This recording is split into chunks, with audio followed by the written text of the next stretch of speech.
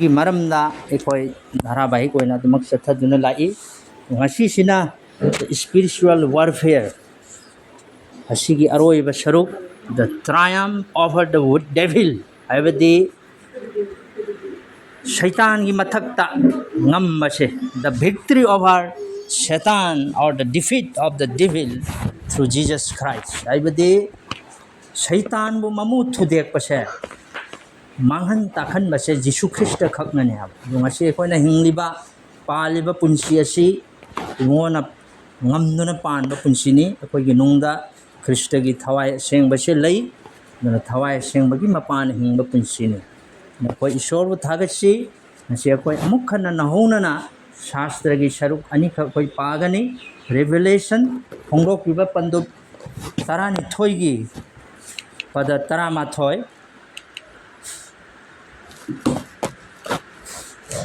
tarani thoi gi tarama thoi not ay parake panduk tarani thoi pada tarama thoi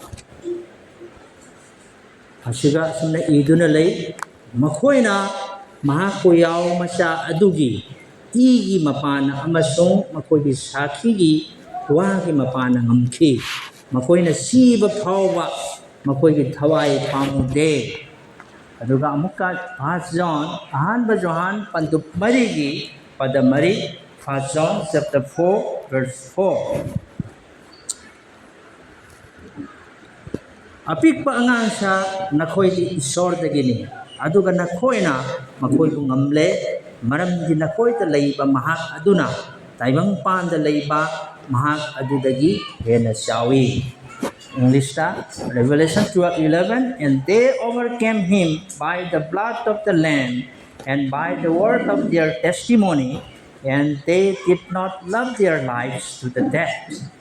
And next, 1 John chapter 4, verse 4, he who is in you is greater than he who is in the world. So na to kining maku bol pigo isano koy mayam onamak amtang popon thasi tahaya sitena sargada leiba ipa isor ibon ha kuna chai koy na thagat sari maram din hak na taibang pan babungamle ibon hak na shaitan mo mamu tude khare nang namukta amukta imo na cross ta siba matamda shaitan mo mamu tude tuna naki pangal pumna manghan bi khare to Jisu Christ na hingatuna akoi puding maki thawai gi inthaba mai papa thawai gi struggle puding mak imo nang na pan bagi mapana akoi na si hinglibani nasi akoi da nung da leiriba imo gi thawai aseng basina taibang pan da leiriba puding dagi akoi na sawi hai base nahaki wahi na akoi da wasuk pi bagi namak thagat se nangi wahi da wakal tawbasida nasa akoi amamam mo thawai aseng man sokpi duna bor bi duna angam ba victorious life mai pa ko pinsilen ngamna na ba nasa akoi amam bu bol kinatu lakwa ngamdar ba nahaki nasa na naising nangi missing nongon da sinajay online so Hyderabad tagi adudagi di akoigi lamagram di ojabira mahaki mo mano punamak nawon da sinaji koi congregation mayam singa sinangi kuya da sinaji koi amam mon haki thawai sing mana sokyu bor pinagyo na sana na ay susigi na bi prabhu natik nangal punamak mahaki oisanu hadana nasa singini jaba hay jaba thagat jaba se hingbai shor gi machani pa hingam ngamamle prabhu Jisu Christ ki asyang bamindani jari bani amen amen Masih koi na point ahum khak naina gani masih ki matang sida koi na si pa karba astra gi saruk mafam mani dagi ahan da kari number 1 point we overcame the devil by the blood of Christ aibadi Krista gi igi mapana ai koi na Satan gi mathakta ngamle Satan gi mathakta ngamle base kari kari no ai koi gi pa ko pi khre Jisu Christ ai mo gi ina एकोगी पाप से पुंको को करे पाप Shanto P करे है अनि शब्द करी वी रिकॉन्साइल टू गॉड ईश्वर का एकोईगा स्वरूप फंगमिनरे we have authority and victory in Christ एकोईना ख्रिस्ट दा मधुगी पांगल हिंगम ngambado एकोई दा लेरे असिनी जामना हरावबो पाव से को शैतान बु इमोना ngamle हाइबगी अर्थदि करी शैतान बु मान एकोईबु मिनम्बा अथेम्बा Hawaii gi pangal do ibona ngamdara dumak laidor bani shaitan ay koy ngamba jaw Prabhu Jisu Kristana Calvary cross masamaki punsi se katokpa pangting mamatam de kari tauki Satan mamodo today crowd Satan ki pangal lo na today kray the scripture da kari hai jango Revelation 12:11 se ko na padu na ta harapto amuk kanjalo Revelation phongdok pi train thoi trama thoi de kari hai ri makhoina mahaku yao masa adugi igi mapana amasung makogi sakhi gi wagi mapana ngamki makoina siba phauba makogi thawai pamukhe again in Colossians chapter 2 verse 15 Colossians pandum anigi pada taramanga Colossians gi lairik pandum anigi taranga muka pasi Galatians Ephesians Colossians Hangadi mayam sat hangdo Colossians chapter 2 verse 15 asida kari hai angam mathau sing amasung matik laibasing adugi pangal lauthokuna mahakna makhoibu cross ki mapana mai thiba piduna makhoibu ipong pong na utpikhi isona bol bibo isano English we are all having discerned and principalities and powers and he made a public spectacle of them triumphing over them in it amuka handana 1 John chapter 3 verse 8 ahanba John pandum ahungi pada nipan su pasi amuk hena sengna koida yung mahaki wahina hanana pa 1 John ahanba John ahungi pada nipan ahungi pada nipan masai pa ke basaruk makaduda ahungi nipan da kari hai paap ki thabak tawriba mayadu diabol dagini maramdi diabol di aho badagi paap tawduna leirakli diabol ki thabak mangan na ba isor ki masani pa adu phongdok pire isor na bot bibo isano dana koina munna khang mase karino Jesus Christ na cross da Calvary ki cross da siba matamda kari oire ikoi bu shaitan ki pangandagi mahna ningtam halla aduga Paul na kari hai he was delivered us from the power of darkness and conveyed us into the kingdom of the son of his love yukta part John ahan ba Colossians chapter 1 verse 13 lai koina pabado madune ha uslo uhulsu Colossians chapter 1 verse 13 kari hai tuda he was delivered us from the power of darkness and conveyed us into the kingdom of the son of his love akoi se nauna poklaba isor gi macha nauna poklaba thajaba ama waina because Jesus Christ gi ina ebong gi jao macha du gi ina ekoi gi pap se samthok hai Satan gi kari man khare maha ki pangal maha ki thongna pumnamak naha ki punsi dagi sis tau ha masi nang na ina munna seng na kang dau se Satan na khangi madu kari khangi mana maha se mai thirabani aduga ekoina mai pak labani aba Jesus Christ bu thajar ban hak se victory oirabani nang mai pak labani Satan gi athem adagi maha ki pangal lagi naha ke ning tam labani aba nang aina masi kauro adubu he knows his power to defeat the child of God mana khangi Satan kari khangi ishor gi macha oiraba ikoibu manghanna ba thaurang to wase maha ki thabak ni aba adubu God has been broken through the cross of Christ. Krishna na cross siba ki pangal na ishori macha oiraba ikoi se edong da Satana defeat to ba mai thiba piba ngamlo akoi ki karina power ekoi ki pangal it is not our own powers that defeat the devil adu boy koi na gyan ta ga da bakhang da se ekoi ki pangal na ekoi ki thona na Satan bu mai thiba pi bangangani hai bisidi ekoi na khan ngaw adu mo na ma we do so in Christ's name adu boy koi na ngangani adu bu Jesus Christ gi mingi mapana Jesus gi mapana ekoi na Satan bu mai thiba pi bangangani hai bisidi se na khang da bani karigi Jesus Christ na cross ta Calvary gi cross ta towi ki ba thabak to adugi mapana adu ai mayam da kudam ama pige kana gumba police samana nangonda haire babu se kan na car thaulai ma lambi da phare hey lepu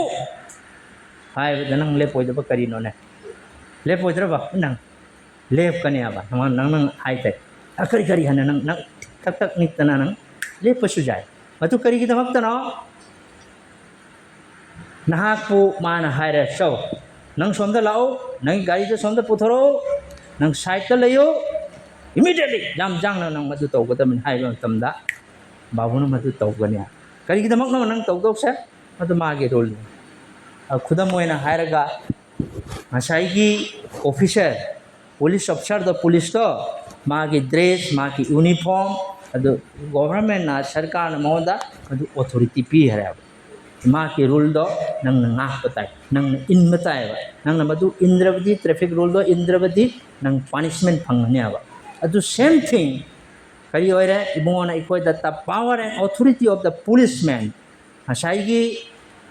maki uniform maki base na mari kari tai maonda power ma pi hara ba police ma oi ba hakto aduna ni magi wa se nang na tar ga nang na lepi do aduna mi sakto maonda leiriba power magi pangal do maonda haibadi sarkar na pi khibagi maram nani ana chaw ba mi chakama oira so biggest of the car nang na paide so ba car ma thong na lak pa mi ma oira ba so nang magi wa ta batai mai magi rule do lei bani na the same way koi ngasi thajar bai koi se ibongo na koi da kari pire authority pi hai shaitani matak ta nang nangamba oyu hai ba sei sorgi pangal na ko maram di kaino because of Christ authority stand behind you krishna gi pangal se nang gi tung da lei ba krishna gi thongna se nang on the pi khra bane ha adunya koi noina kawro da che ko aduna shaitan se kari tawi shaitan se koi da isona tak pa se kari shaitan gi pangal di ma ki thabak ti cross ta dumak boi hraban cross ta siba matam da shaitan ma gi mamu thude kare ma ki pangal man khare ma ki pangal amat ta leite adu e koi na lepseri ba se koi na hingli ba se prabhu jisu krishna gi pangal na koi na ngam le bani maram di prabhu na pap amasung siba madu gi mamu do thude ga cross ki pangal du da ma na do na hat travel पाप की थबक शैतानी थबक तो अदु महा गलत की बना दुना सी same is with you when the devil comes to you and tempt you करिगुमा मतम द शैतान ना अखोय अममम द लागा हाय हे मान थेम दरेबा नंग द ला ngang ba पाप सिना नंग मो मुक तुहन्न बा लाकनरिया मदु द मा करि तौनी मतम दु द ना करि तो बदाय एक्सरसाइज योर पावर नंग द इसोन पी बा पांगल दो नंग ना exercise to taiba du kana nang gi pangal da oiroi madu rely on Christ power krishna gi pangal da nang na ngajaraga nang na madu tawba tai adu ga nang na shaitan da haja hey shaitan nang na igon da madu gum thabak to tawmo jare nang gi control maka da ibu thamba jaroi you have no right nang da pangal lei roi ai gi punsi ja nang gi nakuta lei banate haina nang na shaitan da thumba jai kari gi damak to na mado because you have been defeated and I have been delivered by Christ nang na ai do se nang di mai thi pi khrabani prabhu na adu ai di mo na madu dagi handok pi khrab ai di mo hingjari ba se Yesu Christ ai mo gi pangal gi mapan hingbani haina nang na hai dong ha kala duna akoi kariguma matam da kurak ki wari tarba kurak ki wari se ko kurak se kari tau jango e kurak magi wari ne isiga phajana wakal tawraga semani kurak se kari tawe one day kurak sina akoi badaman dumak paina lakpa matam sida mana paire ise karigi ngasai gi sendrang du ki baine ba sendrang sina kari tawi ma bu phar ga sathok na ba kan lakna ye ba khamba spero se ngasai gi sendrang se mahana machin hena kak thille mai machin na thillaga hai di ma bu tan thoe adai butterfly se mana phana ba tawe do butterfly se kari majam na he na ma ki ba se henjalakra pura asuma ki badagi butterfly sina thangma ngamam da ba se kari no hai bada aruba thabak amana ngasai gi glass wang magi manung da taw thabak ne ba ngasai gi sparrow se asina la aga ngasai glass ki mathak machin na kak thille adunga sparrow sina mana mapandani window gi mapanda the glass ki window se moyani se side na ba leiri se adu sparrow na u matamda mana ura islam sathina hai smana ise phana saba tare haidana pura sina ki bagi wari tuna ꯑꯗꯨꯕꯨ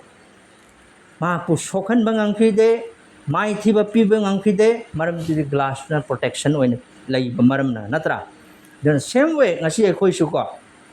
ꯁꯦꯇꯥꯟꯅ ꯀꯔꯤ ꯇꯧꯏ ꯊꯦꯝꯃꯦꯕ ꯅꯍꯥꯛꯄꯨ ꯊꯦꯝꯗꯣꯏ ꯅꯍꯥꯛꯄꯨ ꯆꯤꯡꯊꯣꯛꯅꯅꯕ ꯍꯣꯠꯅꯩ ꯑꯗꯨꯒ ꯅꯪꯕꯨ ꯀꯤꯍꯟꯅꯕ ꯍꯣꯠꯅꯩ ꯃꯇꯝ ꯃꯇꯝꯗꯁꯨ ꯅꯪꯕꯨ ꯑꯦꯇꯥꯛ ꯇꯧꯏ ꯌꯥꯝꯅ ꯑꯔꯨꯕ ꯑꯁꯦꯡꯕ ꯊꯕꯛ ꯑꯃꯒꯨꯝꯅ ꯎꯍꯜꯂꯒ ꯑꯀꯤꯕ ꯄꯨꯛꯅꯤꯡꯗ ꯐꯥꯎꯕ ꯑꯋꯥꯕ ꯄꯣꯠꯂꯨꯝꯁꯦ ꯅꯉꯣꯟꯗ ꯄꯤꯁꯤꯜꯂꯒ ꯁꯩꯇꯥꯟꯅ ꯑꯩꯈꯣꯏꯁꯦ ꯊꯦꯝꯗꯣꯛꯅꯕ ꯍꯣꯠꯅꯕꯁꯤꯅꯦꯕ ꯅꯠꯇ꯭ꯔꯥ ꯑꯗꯨꯅ ꯉꯁꯤ ꯊꯥꯖꯔꯕ ꯑꯩꯈꯣꯏ ꯈꯨꯗꯤꯡꯃꯛꯅ ꯀꯥꯎꯔꯣꯏꯗꯕꯁꯦ ꯀꯩꯅꯣ ꯑꯩꯈꯣꯏꯅ ꯅꯤꯡꯁꯤꯡꯒꯗꯕ ꯄꯣꯠꯁꯦ ꯀꯩꯅꯣ ꯄ꯭ꯔꯚꯨ ꯖꯤꯁꯨ ꯈ꯭ꯔꯤꯁꯇꯅ ꯈ꯭ꯔꯤꯁꯇ ꯑꯃꯁꯨꯡ ꯁꯩꯇꯥꯟ ꯑꯅꯤꯒꯤ ꯃꯔꯛꯇ ꯅꯪ ꯑꯩꯁꯦ ꯂꯩꯔꯤꯕꯅꯤ ꯁꯩꯇꯥꯟ ꯅꯥꯀꯟ ꯑꯃ ꯑꯗꯒꯤ ꯏꯁꯣꯔꯅ ꯈ꯭ꯔꯤꯁꯇꯅ ꯅꯥꯀꯟ ꯑꯃꯗ ꯑꯗꯨꯒꯤ ꯃꯔꯛꯇ ꯅꯪ ꯑꯩ ꯂꯩꯌꯦꯕ ꯑꯗꯨꯕꯨ ꯑꯩꯈꯣꯏꯅ ꯀꯥꯎꯔꯕꯁꯦ ꯄ꯭ꯔꯚꯨ ꯖꯤꯁꯨ ꯈ꯭ꯔꯤꯁꯇꯒꯤ ꯁꯤꯕ ꯑꯃꯁꯨꯡ ꯍꯤꯡꯒꯠꯄꯁꯦ ꯃꯁꯤꯒꯤ ꯃꯄꯥꯅ ꯀꯔꯤ ꯑꯣꯏꯔꯦ ꯃꯍꯥꯛꯅ ꯃꯥꯏꯊꯤꯕ ꯄꯤꯈꯔꯦ ꯌꯦꯛꯅꯕꯕꯨ ꯃꯥꯏꯊꯤꯕ ꯄꯤꯔ ꯍꯤꯡꯒꯠꯈ꯭ꯔꯕꯅꯤ ꯍꯥꯏꯕꯁꯦ ꯑꯗꯨꯅ ꯃꯥꯅ ꯉꯝꯂꯕꯅꯦꯕ ꯄ꯭ꯔꯚꯨꯅ ꯑꯗꯨꯅ ꯃꯁꯤꯒ ꯉꯁꯥꯏꯒꯤ ꯎꯆꯦꯛ ꯁꯦꯟꯗ꯭ꯔꯥꯡꯁꯦ ꯃꯁꯤꯅ ꯀꯔꯤ ꯇꯥꯛꯏ ꯎꯆꯦꯛꯁꯤꯅ ꯃꯥꯒꯤ ꯃꯆꯤꯟꯁꯤꯅ ꯀꯔꯤ ꯔꯤꯄ꯭ꯔꯖꯦꯟ ꯇꯧꯏ ꯍꯥꯏꯕ ꯃꯇꯝꯗ ꯁꯦꯇꯥꯟ ꯍꯥꯏꯕꯗꯤ ꯃꯤꯑꯣꯏꯕ ꯊꯥꯖꯕ ꯑꯩꯈꯣꯏ ꯑꯃꯃꯝꯁꯦ ꯍꯥꯏꯕꯗꯤ ꯊꯦꯝꯗꯣꯛꯄꯒꯤ ꯊꯧꯔꯥꯡꯗꯨ ꯇꯥꯛꯏꯕ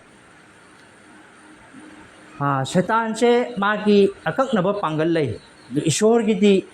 ꯂꯤꯃꯤꯇꯦꯠ ꯅꯠꯇꯦꯕ ꯑꯟꯂꯤꯃꯤꯇꯦꯠꯅꯤ ꯃꯥꯒꯤꯗꯤ ꯉꯝꯕ ꯄꯥꯡꯒꯜꯅꯤ ꯁꯩꯇꯥꯟꯒꯤꯗꯤ ꯃꯐꯝ ꯄꯨꯝꯅꯃꯛꯇ ꯃꯥꯅ ꯀꯔꯤꯁꯨ ꯇꯧꯕ ꯉꯝꯂꯣꯏꯕ ꯑꯗꯨ ꯀꯔꯤꯒꯤ ꯃꯄꯥꯟꯅꯅꯣ ꯄ꯭ꯔꯚꯨ ꯖꯤꯁꯨ ꯈ꯭ꯔꯤꯁꯇꯅ ꯀ꯭ꯔꯣꯁꯇ ꯁꯤꯕꯒꯤ ꯃꯄꯥꯟꯅ ꯁꯩꯇꯥꯟꯒꯤ ꯃꯄꯥꯡꯒꯜꯁꯦ ꯂꯤꯃꯤꯇꯦꯠ ꯑꯣꯏꯌꯦꯕ ꯍꯣꯏ ꯑꯩꯈꯣꯏꯒꯤ ꯑꯄꯥꯝꯕꯒꯤ ꯃꯊꯛꯇ ꯃꯥꯅ ꯑꯊꯦꯝꯕ ꯄꯤꯕ ꯌꯥꯏ ꯀꯣ ꯊꯥꯖꯔꯕ ꯑꯩꯈꯣꯏꯁꯦ ꯃꯥꯅ ꯍꯥꯏꯗꯤ ꯐꯥꯅꯕ ꯍꯣꯠꯅꯕ ꯊꯧꯔꯥꯡ ꯀꯌꯥꯁꯨ ꯂꯩꯌꯦꯕ ꯑꯗꯨꯕꯨ ꯈ꯭ꯔꯤꯁꯇꯒꯤ ꯄꯥꯡꯒꯜ ꯃꯥꯁꯦ ꯄ꯭ꯔꯣꯇꯦꯛ ꯇꯧꯈ꯭ꯔꯕꯅꯤ ꯃꯗꯨꯅꯤ ꯑꯩꯈꯣꯏꯅ ꯀꯥꯎꯔꯣꯏꯗꯣꯏꯁꯦ ꯑꯗꯨꯅ ꯄ꯭ꯔꯚꯨ ꯖꯤꯁꯨ ꯈ꯭ꯔꯤꯁꯇꯅ ꯁꯤꯕ ꯑꯃꯁꯨꯡ ꯍꯤꯡꯒꯠꯄꯁꯦ ꯃꯁꯤꯒꯤ ꯃꯄꯥꯟꯅ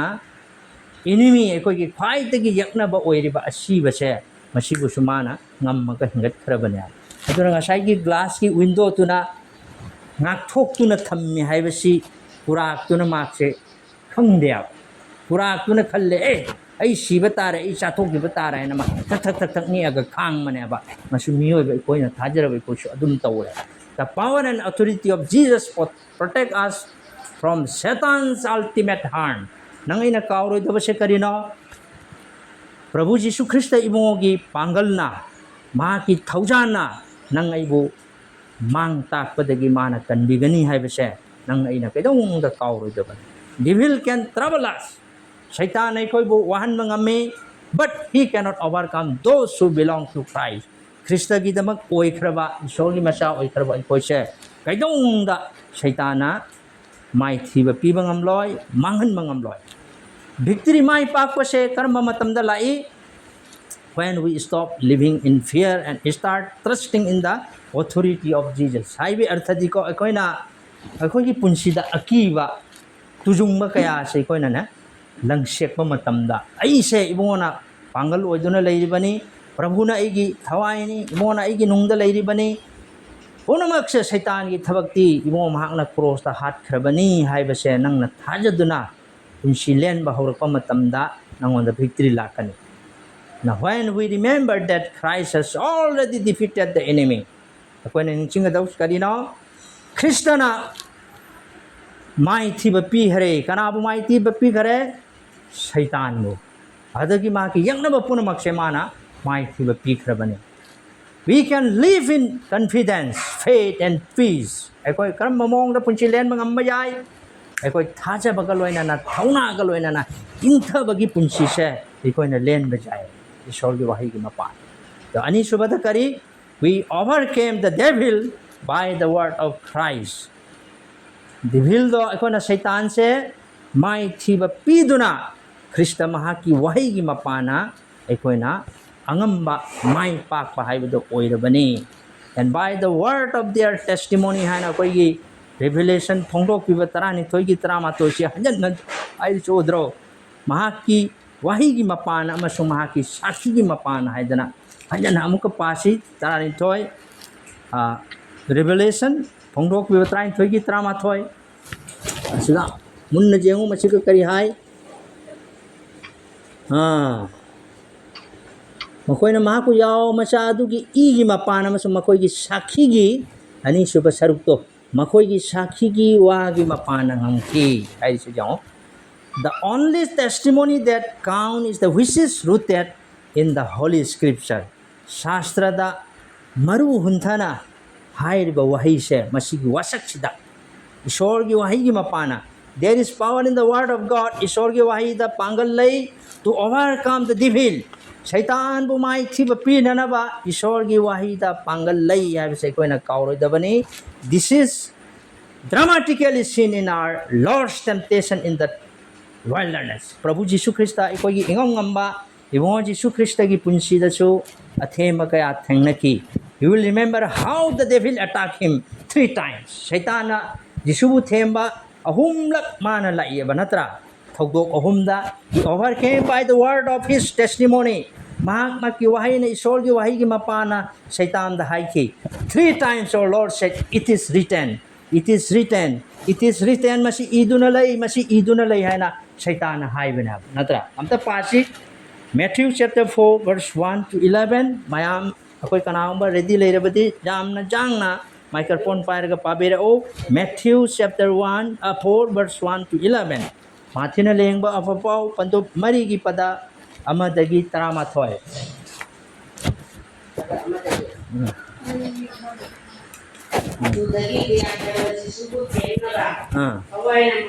Hoy miss me out imathang tirak. Pabiyo. Mahana ahing pilumili kuni saray na bagdatan lang le aduga akeba mapu aduna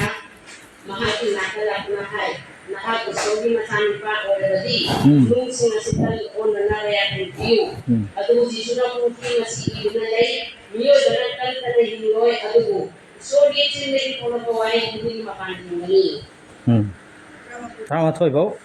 Aduh dari dia kalau mampu asyik bersama kale, aduh mampu dunia seni orang kalau dari kale, aduh mahal nahai isogi matang pa oleh badi, kau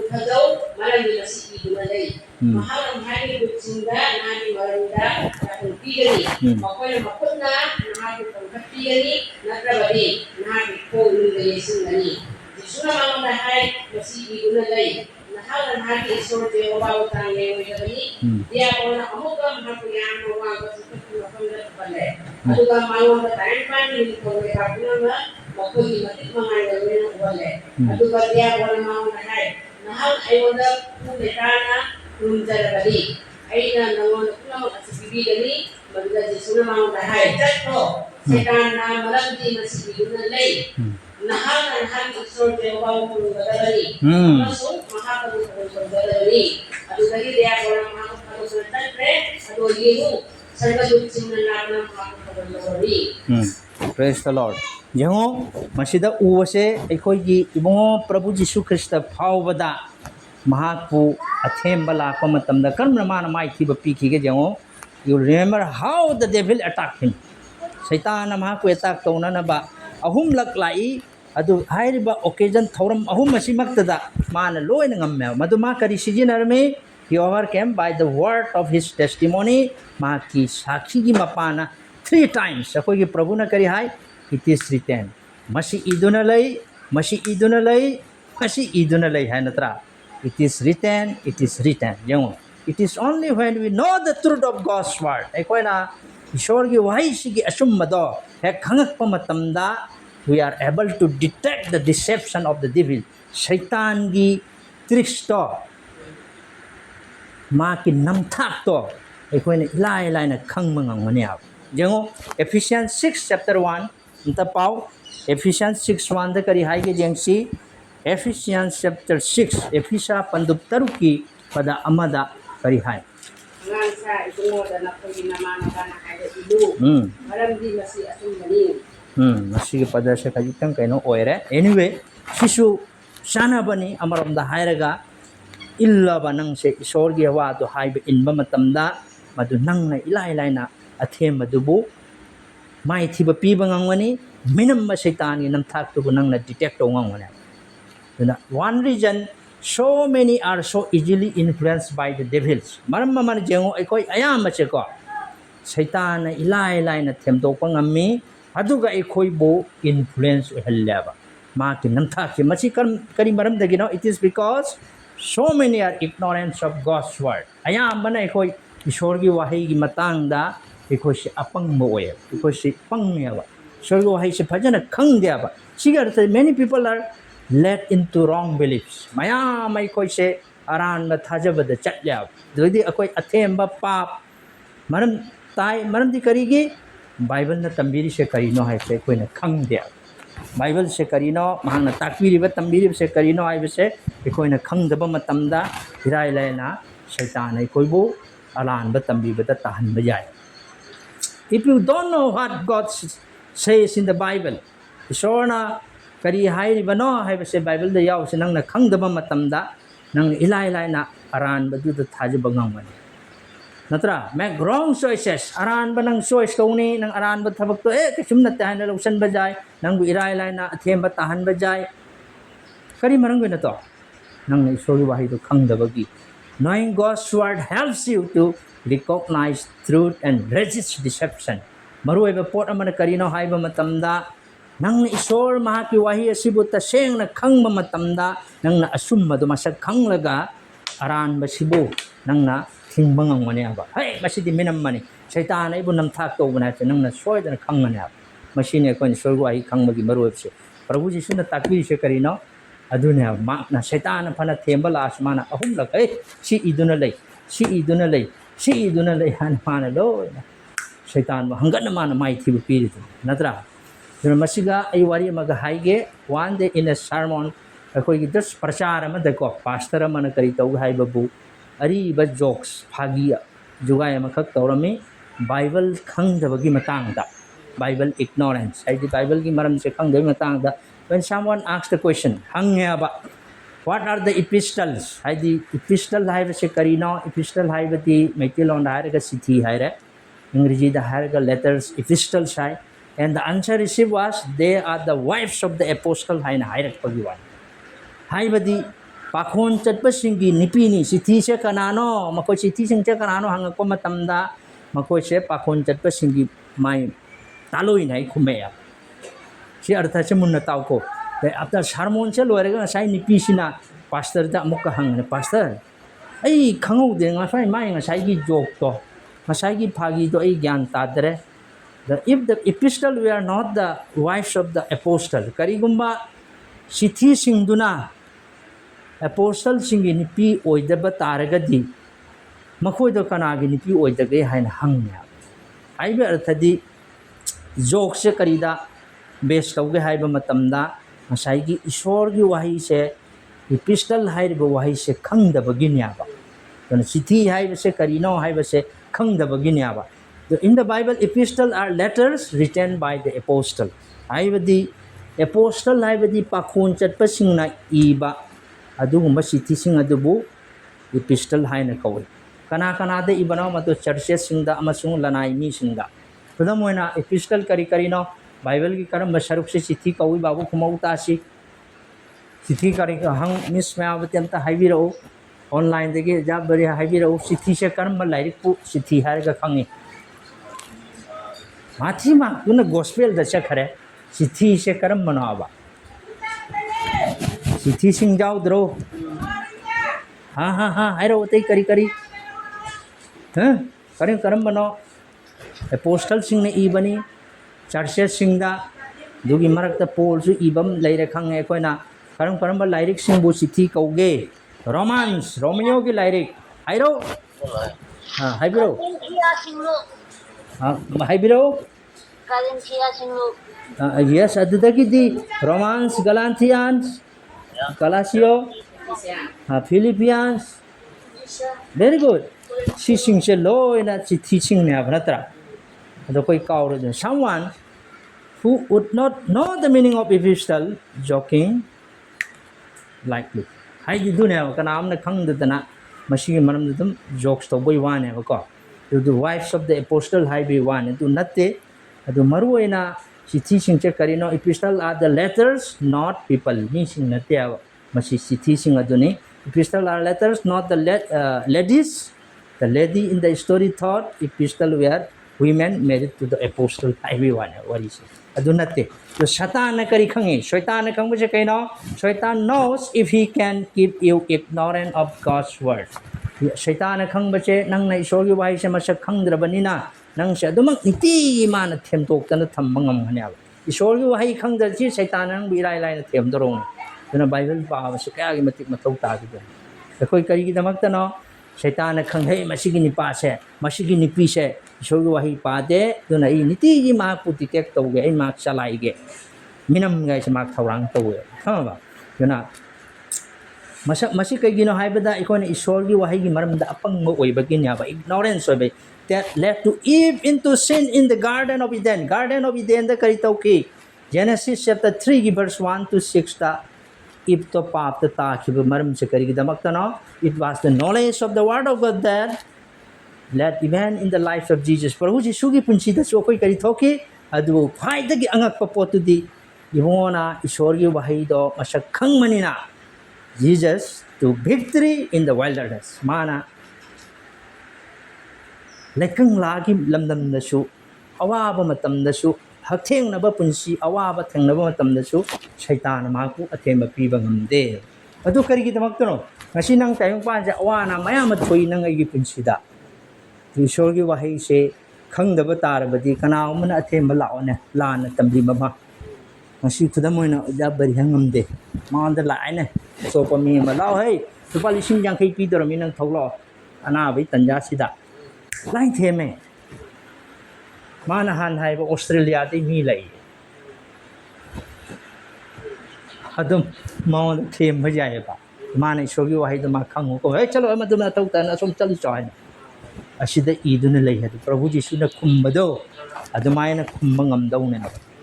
wilderness haibadi kaino awana China se teng punsi te koi lo na teng achi awana phangna si a kind of wilderness punsi se to Prabhu Jisu na awa ba kaya chara kanimi ni puni chara hen na awa matam du da Shaitan ma bu themba laki Shaitan themba si mi ge awa matam da ana ba matam da punsi gi awa ba phibang kaya da man ilai lai na mi sing se hemdui ba thaja ba mi sing se Yun ma du nang solo wahi du ma khang mani na Jesus Christ ay mon kai ma ne victory oi hai masi iduna lay sai kar salu Shaitan hai na ma tan thui natra ado kari gumba Jesus na isor gi achum ma wahi du ma khangam da batar badi ma sudum athem bata do na ma isor gi ma chan pa ni ma khang na then Ephesians panduk tarukta akoi gi various pieces of equipment akoi mayang gi thawai gi lan sokna na bagi akoi na set na ba phijet kaya ama siga takpiri masida lan gi khulai lan gi phijet set u haibum chu yaw bane ko powerful protection against the deception of devil akoi Shaitan gi device mayam le ba mai thawrang du da gi akoi bu kanbina na ba karam ba lan phijet ma ba koi na set tori ba Ephesians chapter 6 whole chapter the par you know wakil mun na tagani it is interesting that all pieces of equipment are defensive except the sword of the spirit madudi isor gi thawai gi thangsang hai bise ko which is the word of God verse 17 of the passage Ephesians chapter 6 verse 17 then it will be more clear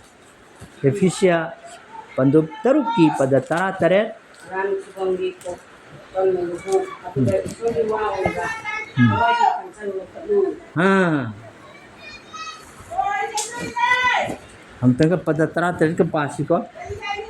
अब तरुकी नत्र से पायदा Ephesians 6 okay हम तक हंजन पास 6:17 हाँ aran kubang di kon mo ato da iso di wa ga awai di थांसां लौखदो अरान खुबंगी कोकन लुप अदुगा ईश्वर की वाइबा थवाई की थांसां लौखदो हाय मसीने सिनेबा it is the sword of the spirit थवाई की थांसां है को that we defeat the devil but to use it we must know it natra akoina madu sijina batai akoina khang batai to know it we must study it ईश्वर की वाही से पा batai memorize it they koi simpa pubatai only then we'll able to use it when Satan attacks. Ekoi na Satan ay koi bu mai thiba pige haina lakpa matamduda ikoni ishorgi wahai se patana naina duna khangba oiba tarabadi irai laina nahakna ina Satan bu mai thiba pigana natro so karigum ikoi na madui to sisinarano ishorgi wahai khangano didi irai laina themba amna su themani kana amna la sunang pangtha thajarani minam madu sunang laina lawsallani khangba se kya mathau tai 1 John 5:12 kam ta paun 1 John 5:12 1 John 5:12 Nismayawati jai pabiba 1 John 5:12 Minima pabiu jagani 1 John 5:12 Miss Prayavati 1 John 5:12 मेरी फंगसु पाबिरो microphone पायो 1 John 5:12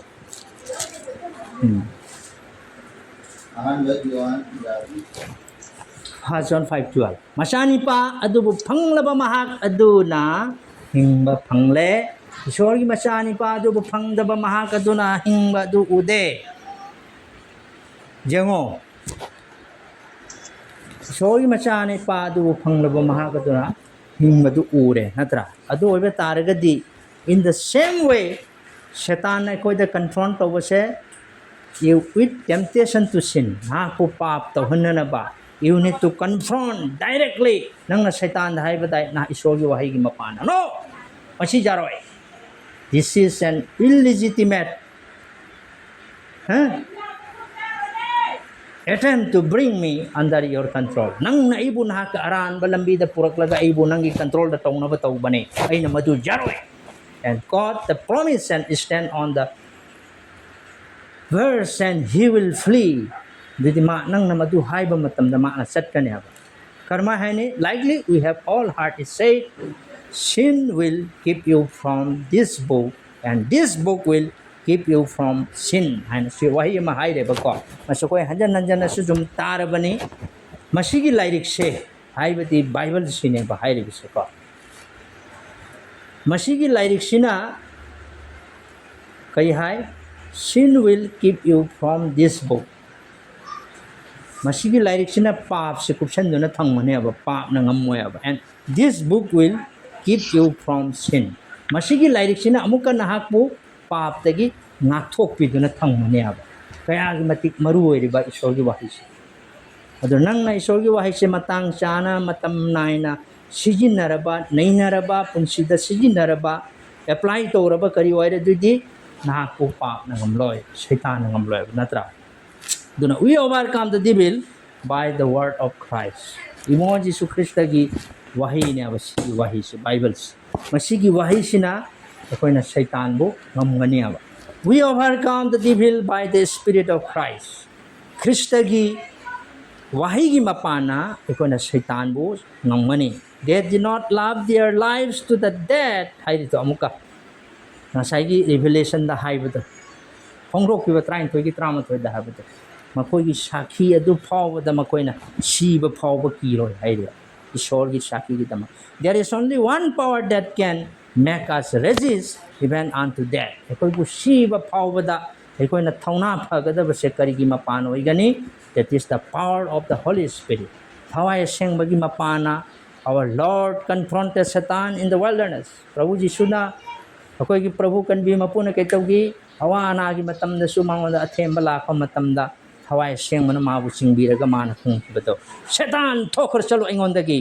masi iduna lei hana hai pangal do masi koi da su lei doriban when he fought the devil of Calvary battle of Calvary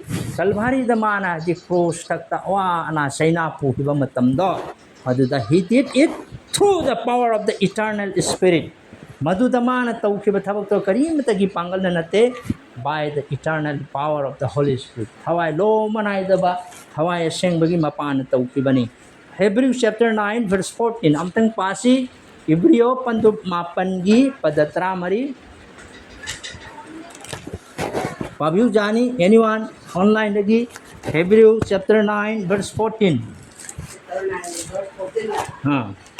ꯑꯍꯤꯡꯕ ꯏꯁꯣꯔꯕꯨ ꯊꯧꯒꯜ ꯇꯧꯅꯕ ꯅꯣꯝꯕ ꯅꯥꯏꯗꯕ ꯊꯋꯥꯏꯒꯤ ꯃꯄꯥꯟꯅ ꯑꯃꯠꯄ ꯂꯩꯇꯅ ꯏꯁꯣꯔꯒꯤ ꯃꯐꯝꯗ ꯃꯁꯥꯃꯛ ꯊꯥꯗꯣꯛꯆꯈꯤꯕ ꯈ꯭ꯔꯤꯁꯇꯒꯤ ꯏꯅ ꯅꯈꯣꯏꯒꯤ ꯑꯆꯨꯝ ꯑꯔꯥꯟ ꯈꯪꯕ ꯄꯨꯛꯅꯤꯡꯕꯨ ꯑꯁꯤꯕ ꯊꯕꯛꯁꯤꯡꯗꯒꯤ ꯀꯌꯥꯃꯨꯛ ꯍꯦꯟꯅ ꯁꯦꯡꯗꯣꯛꯄꯤꯔꯣꯏꯗꯒꯦ. Praise the Lord. Isaiah reminds Isaiah na amuk kayo kari hai. When the enemy comes in like a flood, the Spirit of the Lord will lift up a standard against him. Isaiah chapter 59 verse 19. Please open Isaiah chapter 59 verse 19. Isaiah 59, Jisayo pandub jangkay mapangi padatara mapan. Maram aduna The microphone pa yun. 59 Tara mapan. Maram aduna makoya nagugdali Jehovah ki mami huwag kang dali mahal ng mga igali.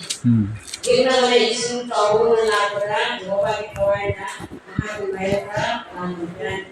dali. Amen. Yung kari hairi nongsup lom dagi Jehovah gi maming haire dai numit thokong lom dagi maha ki matik mangal ki gani. Yakna basingna ising isaum na lakoda Jehovah gi thawaina maha ki mayokta lanngam kari hai Hiran singkat kani yung kaya matik sathi ba yung isor gi wahai da Jesayan chokoy da ningsing halya. In Jesus Christ we have his threefold power to overcome the devil. Like na Prabhu Jisu Krista gi pinsida su ubado asai ahum lak ma gi pinsida Satan gi thembala kamatamda Satan bu mai thiba pir ga mana ngammaga chatkibato. The power of the blood of the power of the word, the power of the blood, Prabhu Jisu Krista gi igi pangalna, Prabhu Jisu Krista gi maha ki wahina, the power of the spirit, hawai sembagi gi pangalna hai se ko. Masi khakta na mana ngam kiyawa. Kasi ne ko na ningsing gada base ko. Aduga pungloy loy silakpada ako'y nagkaoroy daw siya. Isor gi macha oiriba Christian macha ikoy na hawai gi lan se ikoy gi isana sokna bading hamoy ko. We are weak by ourselves. Ako'y surely ako'y isana ko. But God has given us everything we need for protection and victory. So ni sona iko'y dalo ina pikre ako'y ngak ako'y na imubu mahaksin na sat na ba mahakit hawai gi pangal na hingna na ba pana iko'y mapam dalo ina pikre ba. The word of God to protect them. The Holy Spirit is to strengthen and lead them. Hawai siyang bagi mapana iko'y na hingmangam na ba aduga ako'y isabu pangal kangkat sa bangam na ba. Ay iroy-loy ba simple example na magpiraga ay loy sa lage. Nahan hafta ani gi mamang da ba. Lambida ako'y pangan isan pima. Pangan pima ko. Pana magi masan pise ngang sa sahi saurak pa tarik adumak poiraning mga haidi lambi sida sa mas sa matamda gari na laiba side sida magi masan pise mas may singno dum puya ba from na gari so hunjala iba ay na law ay skuto hey sompito hey ay na law bane mana somda singtok natra di angang ko thom daw na kari gino hai angang do kamay na mama papa ma oy na mana sinin khang dia angang di karim ta pangal lai di jo hai di pigli ba yung kudam moy na har ko yang shai mana lambi se kesu lai ta ba angang do na hai di na ha ma sha do na hai di lambi se lan thok to na kai gum lan ma matam adu chin gar ba biji ro tu da angang ma tom ta tha do ko ta di kai oy ga dagi angang do mak kudong thi ba ta ne ba natra ne ko tuna angang se mama tuna natra mapa tuna loinari ba tuna makut se pai na pugi ba taraga di mak se safety oy gine ba angang se kan ne natra ne ko tuna parents na kari tawi mak protection se mathau ta no to moi na khang de tuna akoi gi punsi da so same thing likewise akoi sai di open to harm akoi puna maksinga si ilai na athem ba ta ba ya ba irai na akoi se si ba ja ba ako'y haksang ipangal na on our own, but when we stay close to God, ikaw na, kaniyong may isor ganak na natsak ka punsi siya, oy batara ba di, ako'y gipunsi ta, kay dong hungda, ako'y siya, may tiro ya ba. Asini da isam samba ina, example siya hay ba di, through His word, mahaki wahi mapana, Haijabagi mapana thawai sengbagi pangalna He protected and strengthened us. Mana ikoibu nakpi amasung senbi haibase ikoi kaurudabane. Duna isorgi wahi mapan hingba tayo. Duna don't fight life battles alone. Ikoina pinsisida ikoigi lan kaya se isai tongta lan thingnagano aba. Adubu depend on God. Isorgi matakta ikoina ngajau adu mahaki ngak senbiba mahaki protection mahaki singbiba se maduna nahaki pinsida ayaki pinsida ko chaukhotpa thawai gi punsida chaukhotpa haibadusu ngajabagi mapan kana oidong asi aikoina karigumba ko isagi pangana chatlabati hakchang na pinsi lelabati akoi thawai gi marida mai paoi aduga mapung phaba ngamloi akoi mai thigani akoi khang khangodana koi tuwa sijai kana koi ngasi yam samna nainakhraba sorgi wahi akoi point ahum se koi ningsingsi and akoina kaurada se we overcame the devil by the blood of Christ. Krista ibongi igi mapana akoina shaitani mathakta ngamle haibase nangi thamoi da layo. Chaigi ahan ba Johan ayana akoina pa hibada 4:4. He who is in you is greater than he who is in the world. Taibang panda lady bado madudagi hena nangi nungda lady ba ibongo na hena chawi haibase nangi thamoi da se apai the ani subada kari akoi se